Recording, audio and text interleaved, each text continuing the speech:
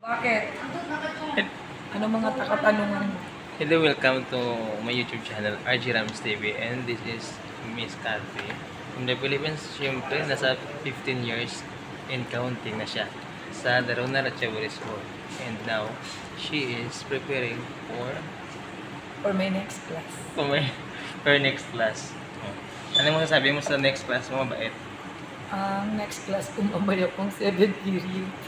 Okay naman. So, carry naman ng Matayong 3. Ang Matayong 3 sa Pinas ay 3rd year. 3rd year. Iba dito, no? Mati yung tawag. Grade 10. Ay, grade 10 or grade 9? So, Matayong 3. Napagod ka din ba? So, I am teaching math, English here in this school, the Darona Ratchaburi School.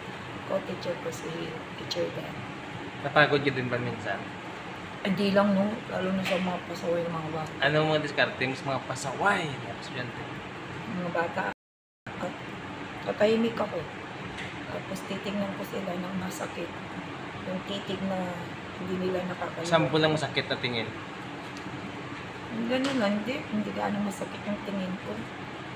Pero pag nagsalita ako, yun ang masakit. Diba? Teacher eh. Ano pa? Dapat ba kailangan laging masakit yung salita?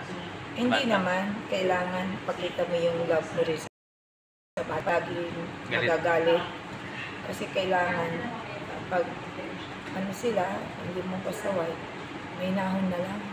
Kasi pag yung nagsisigaw ka, mas lalo sila magpapasaway. Yung ganun lang.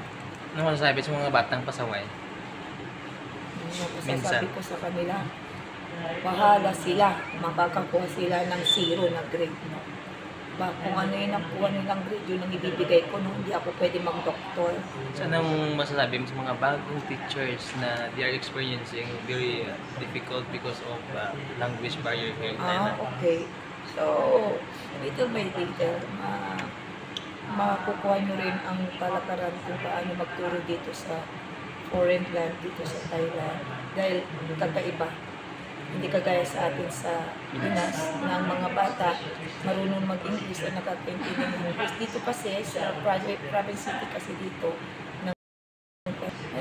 konti lang yung mga bata may knowledge talaga sa English.